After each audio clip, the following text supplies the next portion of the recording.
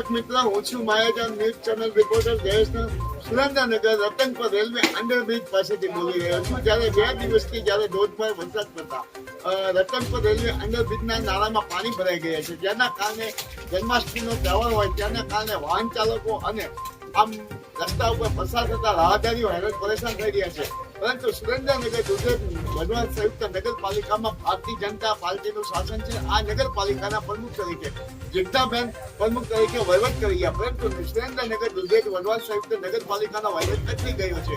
અને સુરેન્દ્રનગર દુધેજ નગરપાલિકા દ્વારા ચોમાસા પહેલા પ્રી પ્લાનિંગ મોસમની કામગીરી કરાવવાની હોય છે, પરંતુ પ્રી પ્લાનિંગ મોસમની કામગીરી પાછળ દર વર્ષે લાખો કરોડો રૂપિયાનો સુરેન્દ્રનગર દુધેજ નગરપાલિકામાં ભ્રષ્ટાચાર બસ મોટો આચરવામાં આવે છે.